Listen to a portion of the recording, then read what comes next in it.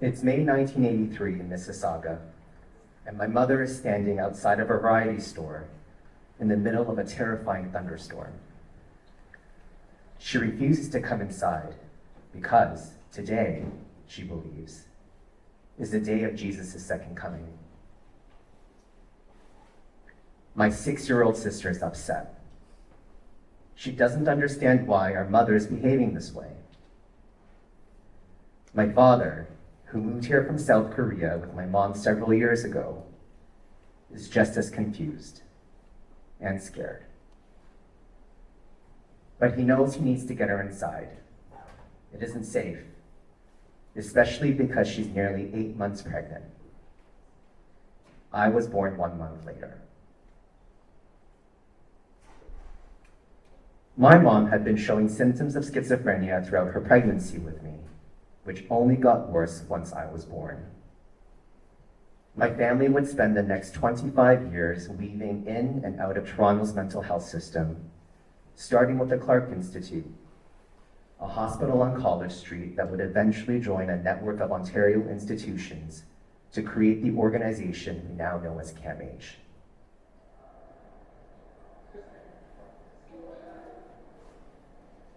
For my family, waiting in cinder block hallways became a regular part of our reality. Medications for schizophrenia and psychotic episodes, like Haldol, Promethazine, Procyclidine, along with wrist straps and screaming, were also a part of our reality. My first clear memory of this period takes place in the Clark. I'm 4, sitting on the floor with my sister. I look up to see my mom slowly walking towards us. Haldol and her mental illness has taken her mind prisoner, as she forces every nerve in her body to take steps towards us. I can see her struggling, moving like a zombie.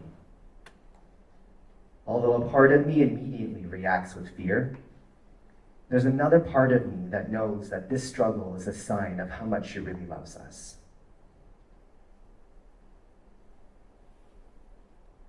My parents came from a Korea that survived a war that killed 2 million of us, searching for a better life for themselves and their future children. They didn't speak English very well and had no idea how to navigate a medical system that barely understood mental illness itself. And this medical system was simply not equipped to understand the unique cultural needs of people of color.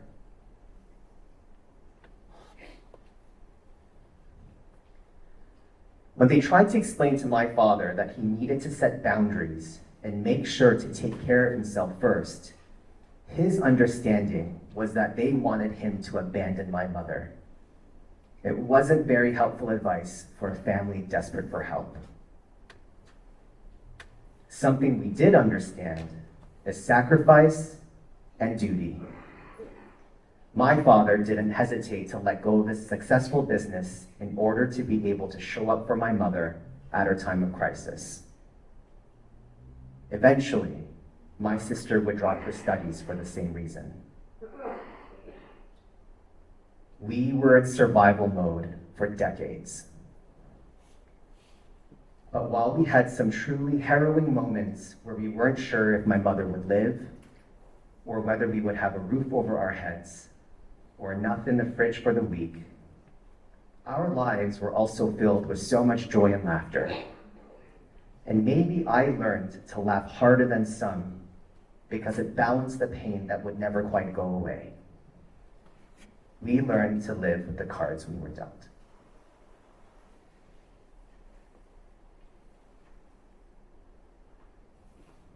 We had no idea that just 1 year before I was born, in 1982, Hong Fook first opened its doors.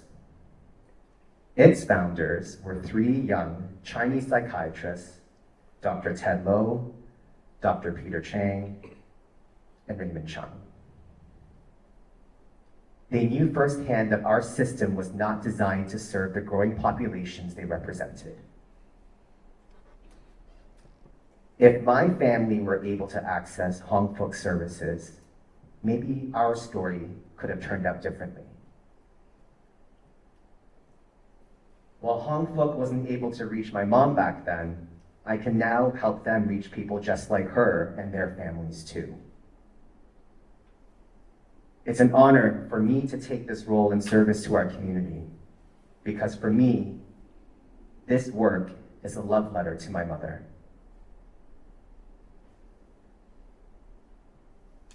And so, I want to start this evening with a simple message. My story is the story of others.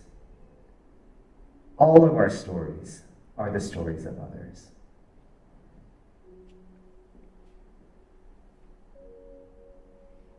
We are unveiling voices of the largely untold experiences of Asians and mental health. We are raising our words to illuminate and give color to the pieces of our diaspora's mosaic that have been dulled by shame. We are oftentimes the people whose pain, suffering, and joy are overlooked and undervalued. But not tonight. So I invite you to step into our intimate space with open hearts and minds, to see the stories of others, and in turn, to see a part of your own as well. Thank you.